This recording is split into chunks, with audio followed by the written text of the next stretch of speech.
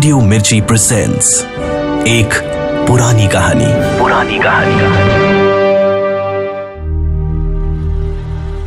अब सुनिए सादत हसन मंटो का अफसाना बादशाहत का खात्मा, प्रोड्यूस्ड बाय अंकित शर्मा और आवाज है आरजे साइमा की।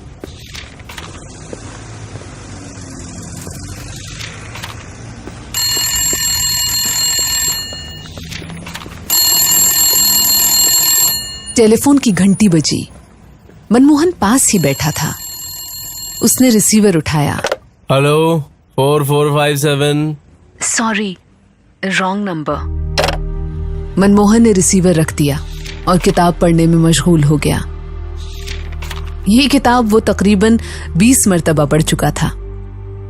इसलिए नहीं कि इसमें कोई खास बात थी। दफ्तर में जो वीरान पड़ा था, एक सिर्फ यही किताब थी जिसके आखिरी पन्ने कीड़े खा गए थे। एक हफ्ते से दफ्तर मनमोहन के कब्जे में था, क्योंकि इसका मालिक, जो कि उसका दोस्त था, कुछ रुपए कर्ज लेने के लिए कहीं बाहर गया हुआ था। मनमोहन के पास चूंकि रहने के लिए कोई जगह नहीं थी, इसलिए फुटपाथ से कुछ दिनों के लिए वो इस दफ्तर में आ गया था। और इस एक हफ्ते में वो दफ्तर की इकलौती किताब तकरीबन 20 मरतबा पढ़ चुका था। दफ्तर में वो अकेला पड़ा रहता। नौकरी से उसे नफरत थी। अगर वो चाहता तो किसी भी फिल्म कंपनी में बतौर फिल्म डायरेक्टर बन सकता था, मगर वो गुलामी नहीं चाहता था। निहायत ही भरोसेमंद और शांत किस्म का इंसान था, इसलिए दोस्त यार उसके रोजाना के खर्चे का बंदोबस्त कर देते थे। ये खर्चे बहुत ही कम थे। सुबह को चाय की प्याली और 2 टोस्ट, दोपहर को 2 फुलके और थोड़ा सा सालन, सारे दिन में 1 पैकेट सिगरेट और बस। मनमोहन का कोई अजीज या रिश्तेदार नहीं था। बेहद खामोशी पसंद था, अपनी धुन में रहता था। इसके बारे में उसके दोस्त और तो कुछ नहीं, लेकिन इतना जानते थे कि वो बचपन से ही घर छोड़ के निकल आया था और एक मुद्दत से बंबई के फुटपाथों पर आबाद था। जिंदगी में सिर्फ उसको एक चीज की हसरत थी, औरत की मोहब्बत की।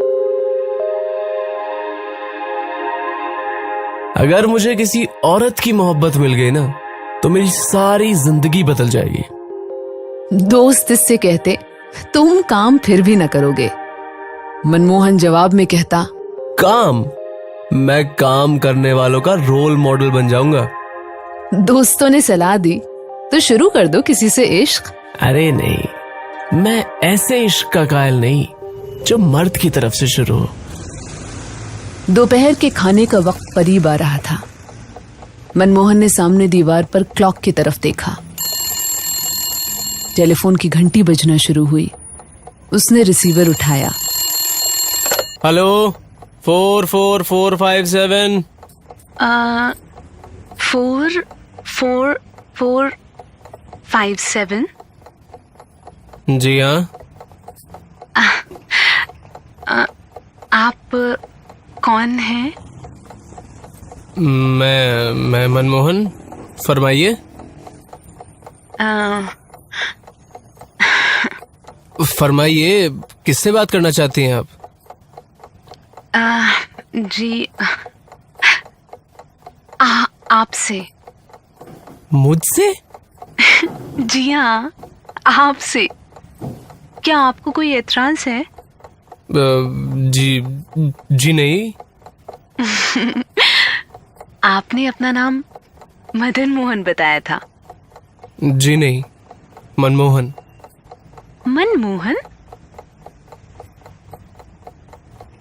जी कहिए, आप बात करना चाहती थी मुझसे? जी हाँ। तो कीजिए ना। समझ में नहीं आता, क्या बात करूं? आप ही शुरू कीजिए ना कोई बात। बहुत बेहतर। भाई, नाम तो मैं आपको अपना पहले ही बता चुका हूँ। फिलहाल ये दफ्तर ही मेरा ठिकाना है। पहले फुटपाथ पर सोता था और पिछले 1 हफ्ते से इस दफ्तर की इस बड़ी सी मेज पर सोता हूँ।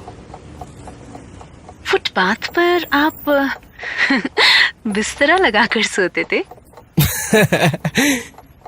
इससे पहले कि मैं आपसे आगे बात करूं, मैं एक बात साफ कर देना चाहता हूं कि मैंने कभी झूठ नहीं बोला। फुटपाथों पर सोते हुए मुझे एक जमाना हो गया है। ये दफ्तर तकरीबन 1 हफ्ते से मेरे कब्जे में है। आजकल ऐश कर रहा हूं। ऐश कैसे? एक किताब मिल गई थी यहाँ पर। आखिरी पन्ना गुम है, लेकिन मैं इसे 20 मर्तबा पढ़ चुका हूं। जिस दिन पूरी किताब हाथ लगेगी तब मालूम होगा कि हीरो हीरोइन के इश्क का अंजाम क्या हुआ। आप बड़े दिलचस्प आदमी हैं। जी बस आपकी जर्रा नवासी है। आपका शगल क्या है? शगल? मेरा मतलब है आप करते क्या हैं? क्या करता हूँ?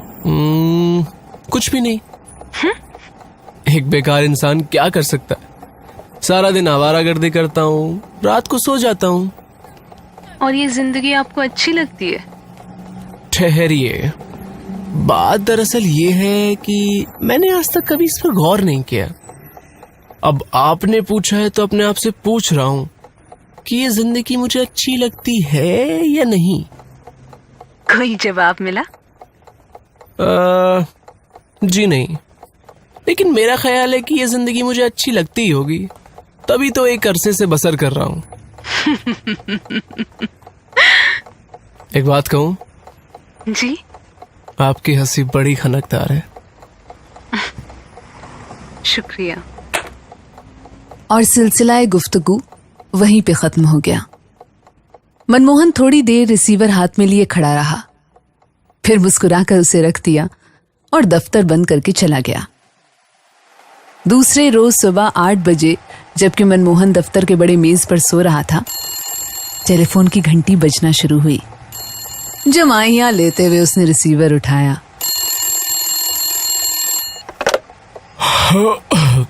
हेलो, 4457। आदाब अर्ज मनमोहन साहब। आदाब अर्ज। ओह आप। आदाब अर्ज भाई, आदाब अर्ज। आप गालिबन सो रहे थे? जी हाँ, यहाँ आकर मेरी आदत कुछ बिगड़ सी गई है। वापस फुटपाथ पर गया तो बड़ी मुसीबत हो जाएगी। क्यों? भाई क्योंकि वहाँ सुबह 5 बजे से पहले जो उठना पड़ता है। एक बात बताइए, कल आपने एकदम टेलीफोन क्यों बंद कर दिया था? आपने मेरी हंसी की तारीफ क्यों की थी? लो साहब, ये तो बड़ी अजीब बात कह दी आपने। भाई जब कोई चीज इतनी खूबसूरत है तो उसकी तारीफ नहीं करनी चाहिए क्या? बिल्कुल नहीं। भाई ये शर्त आप मुझ पर लागू नहीं कर सकती। मैंने आज तक अपने ऊपर कोई भी शर्त लागू नहीं होने दी। आप हंसेंगी तो तारीफ तो मैं जरूर करूंगा। मैं टेलीफोन बंद कर दूंगी। बड़े शौक से? आपको मेरी नाराजगी का कोई ख्याल नहीं? मैं सबसे पहले अपने आप को नाराज नहीं करना चाहता। अगर मैं आपकी हंसी की तारीफ ना करूं तो मेरी पसंद पर लोग उंगलियां उठाने लगेंगे। ये पसंद मुझे बहुत अजीज है। हाँ, वहाँ पे रख दो उसको। ना, उसको वहाँ से कूड़ा निकालो ना। माफ कीजिएगा, मैं अपनी काम वाली से कुछ कह रही थी। अच्छा, आपकी पसंद आपको बहुत अजीज है। हाँ, तो ये बताइए आपको शौक किस चीज का है? क्या मतलब? यानी कोई शगल, कोई काम? मेरा मतलब है आपको आता क्या है? काम मुझे कोई नहीं आता, बस फोटोग्राफी का थोड़ा बहुत शौक है। अरे वाह, ये तो बहुत अच्छा शौक है। इसकी अच्छाई या बुराई का मैंने कभी नहीं सोचा। कैमरा तो आपके पास बहुत अच्छा होगा। मेरे पास कोई कैमरा नहीं है, दोस्त से मांगकर शौक पूरा कर लेता हूँ। अगर मैंने कभी कुछ कमाया तो एक कैमरा मेरी नजर में है, वो खरीदूंगा जरूर। कौन सा कैमरा? रिफ्लेक्स कैमरा है, मुझे बहुत पसंद है। मैं कुछ सोच रही थी। क्या? आपने मेरा नाम पूछा, ना टेलीफोन नंबर दरियाफ्त किया। मुझे इसकी कोई जरूरत ही महसूस नहीं हुई। क्यों? नाम आपका कुछ भी हो, क्या फर्क पड़ता है? आपको मेरा नंबर मालूम है, इतना काफी है। अगर आप चाहती हैं कि मैं आपको टेलीफोन करूं तो नाम और नंबर बता दीजिएगा। मैं नहीं बताऊंगी। लो साहब, ये तो और भी खूब रहा। जब मैं आपसे पूछूंगा ही नहीं तो बताने ना बताने का सवाल ही कहाँ पैदा होता है। आप अजीबो गरीब आदमी हैं। जी हाँ, ऐसा ही आदमी हूँ। आप फिर सोचने लगी? जी हाँ, कोई और बात इस वक्त सोच नहीं रही थी। तो टेलीफोन बंद कर दीजिए फिर से ही। आप बहुत रूखे आदमी हैं। टेलीफोन बंद कर दीजिए। लीजिए, मैं बंद करती हूँ। मनमोहन ने रिसीवर रख दिया और मुस्कुराने लगा। आधे घंटे के बाद जब मनमोहन हाथ धोकर कपड़े पहनकर बाहर निकलने के लिए तैयार हुआ तो टेलीफोन की घंटी बजी। उसने रिसीवर उठाया। 4457। मिस्टर मनमोहन? जी हाँ, मनमोहन। इरशाद? इरशाद ये है कि मेरी नाराजगी दूर हो गई है और इस बात से मुझे बड़ी खुशी हुई है। नाश्ता करते हुए मुझे ख्याल आया कि आपके साथ बिगाड़नी नहीं चाहिए। हाँ, आपने नाश्ता कर लिया? जी नहीं, बस बाहर निकलने ही वाला था कि आपका टेलीफोन आ गया। ओह, तो आप जाइए। नहीं नहीं नहीं नहीं, मुझे कोई जल्दी नहीं है। मेरे पास वैसे भी आज पैसे नहीं है, इसलिए मेरा ख्याल है कि आज नाश्ता हो नहीं पाएगा। आपकी बातें सुनकर आप ऐसी बातें क्यों करते हैं? मेरा मतलब है, ऐसी बातें आप इसलिए करते हैं कि आपको दुख होता है? जी नहीं, मेरा अगर कोई दुख दर्द है तो मैं शायद उसका आदी हो चुका हूँ। मैं कुछ रुपए भेज दूं? भेज दीजिए। पैसों की मदद करने वालों में एक नाम आपका भी शामिल हो जाएगा। जी नहीं, मैं नहीं भेजूंगी। आपकी मर्जी। मैं टेलीफोन बंद करती हूँ। बेहतर। मनमोहन ने रिसीवर रख दिया और मुस्कुराता हुआ दफ्तर से निकल गया। रात को 10 बजे के करीब वापस आया और कपड़े बदलकर मेज पर लेटकर सोचने लगा कि ये कौन है जो उसे फोन करती है। आवाज से सिर्फ इतना पता चलता था कि जवान है। हंसी बहुत ही खनकदार थी। गुफ्तगू से ये साफ जाहिर है कि पढ़ी लिखी सभ्य लड़की है। बहुत देर तक वो उसके बारे में सोचता रहा। इधर क्लॉक ने 11 बजाए, उधर टेलीफोन की घंटी बजी। Hello, mister Manmohan? जी हाँ, मनमोहन। इरशाद? इरशाद ये है कि मैंने आज दिन में कई बार तुम्हारा रिंग किया। आप कहाँ गायब थे? साहब बेकार हूँ, लेकिन फिर भी काम पर जाता हूँ। किस काम पर? आवारागर्दी। वापस कब आए? 10 बजे। आप क्या कर रहे थे? मेज पर लेटा आपकी आवाज से आपकी तस्वीर बना रहा था। बनी? जी नहीं। बनाने की कोशिश न कीजिए, मैं बड़ी बदसूरत हूँ। माफ कीजिएगा, अगर आप वाकई बदसूरत है तो टेलीफोन बंद कर दीजिए। बदसूरती से मुझे नफरत है। ऐसा है? तो चलिए, मैं खूबसूरत हूँ। मैं आपके दिल में नफरत नहीं पैदा करना चाहती। फिर कुछ सोचने लगी? जी नहीं, मैं आपसे पूछने वाली थी कि सोच लीजिए अच्छी तरह। आपको गाना सुनाऊं? जी जरूर। ठहरिए।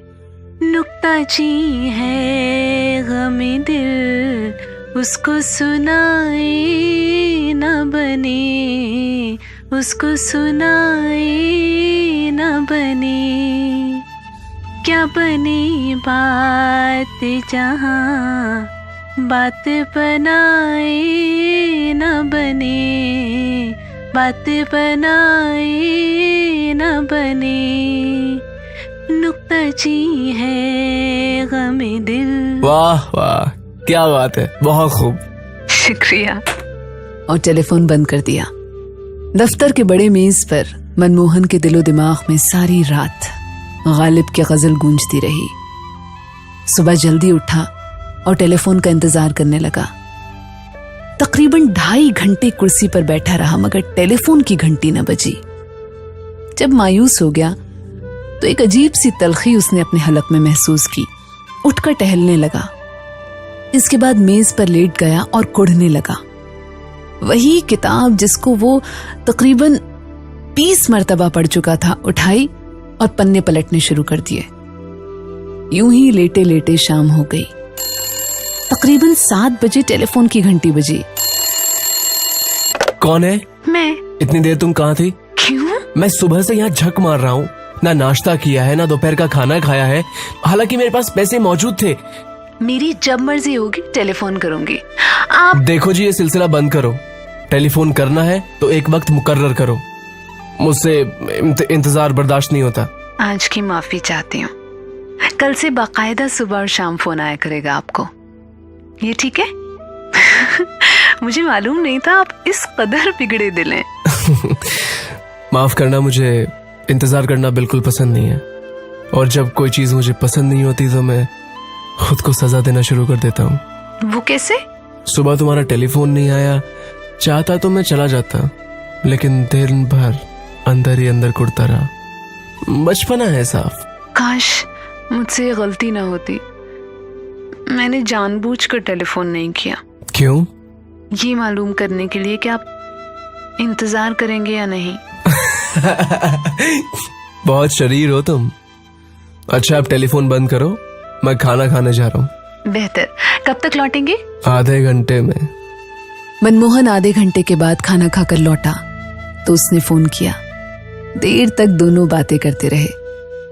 इसके बाद उसने गालिब की एक गजल सुनाई। दिल ही तो है ना संगो खिश्त, दिल ही तो है ना संगो खिश्त, दर्द से भर ना आए क्यों, रोएंगे हम हजार बार, रोएंगे हम हजार बार, कोई हमें सताए क्यों। मनमोहन ने दिल से दाद दी। क्या बात है, बहुत खूब। फिर टेलीफोन का सिलसिला खत्म हो गया।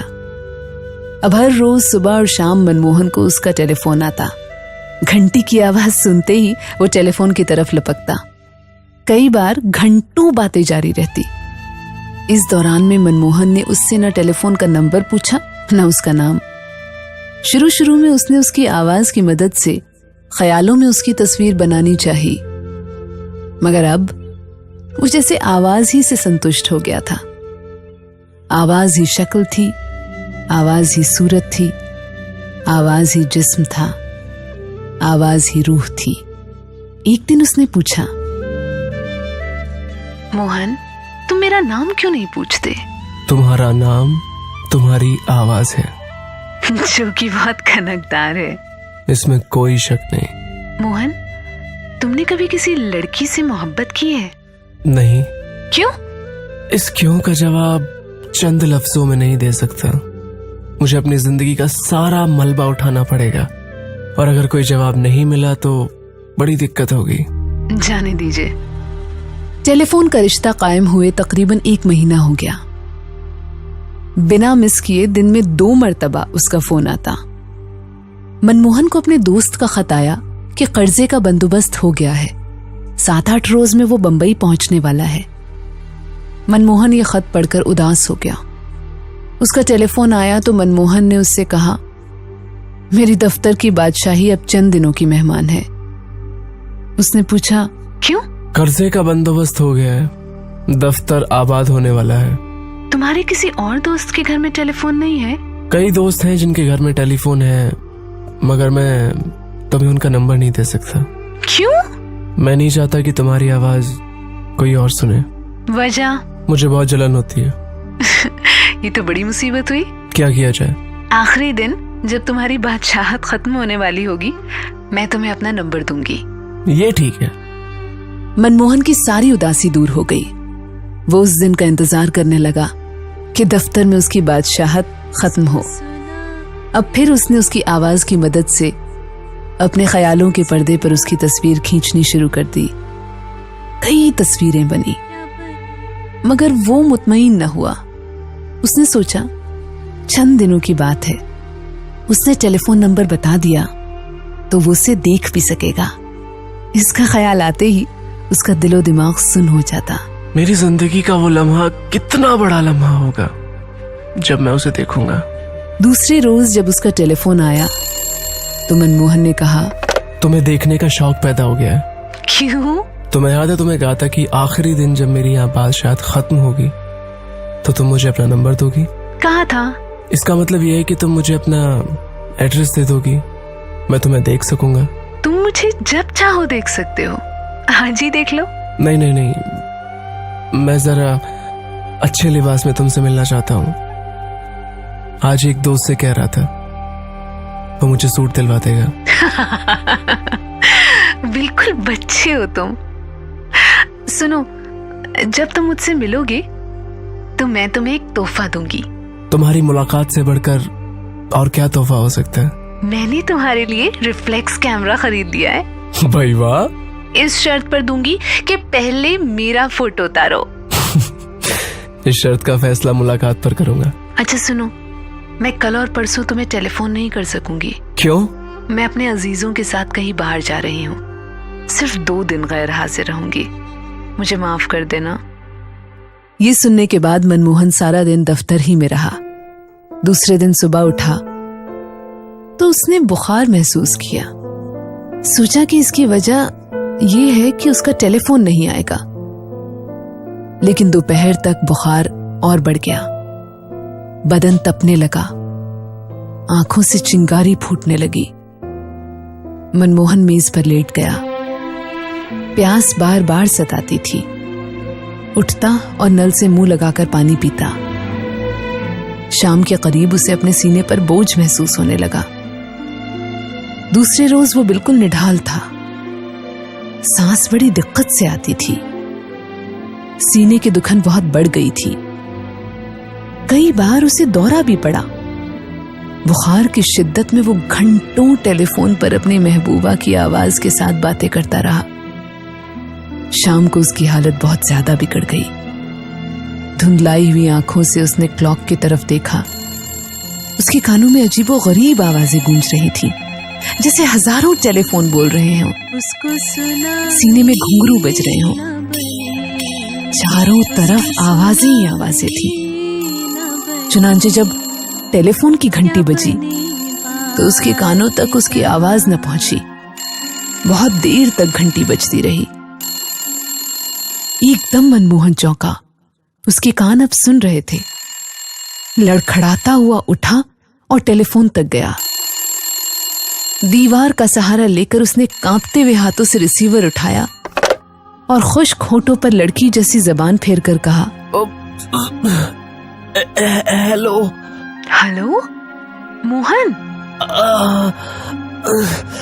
हाँ मोहन। जरा ऊंचा बोलो। मनमोहन ने कुछ कहना चाहा, मगर वो बात उसके हलक में ही रह गई। मैं जल्दी आ गई। बड़ी देर से तुम्हें रिंग कर रही हूँ। कहाँ थे तुम? क्या हो गया तुम्हें? मनमोहन का सर घूमने लगा। मनमोहन ने बड़ी मुश्किल से इतना कहा, मेरी बादशाहत खत्म हो गई है आज। उसके मुंह से खून निकला और एक पतली लकीर की सूरत में गर्दन तक दौड़ता चला गया। वहां से आवाज आई, मेरा नंबर नोट कर लो, 50314 40314। सुबह फोन करना। ये कहकर उसने रिसीवर रख दिया।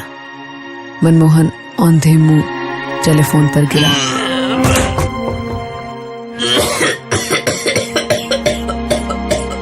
उसके मुंह से खून के बुलबुले फूटने लगे।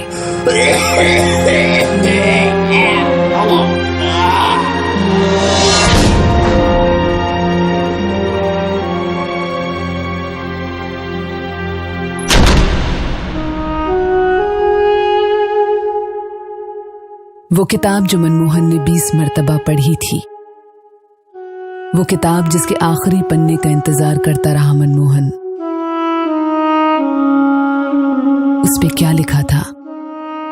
काश मनमोहन को पहले ही पता होता।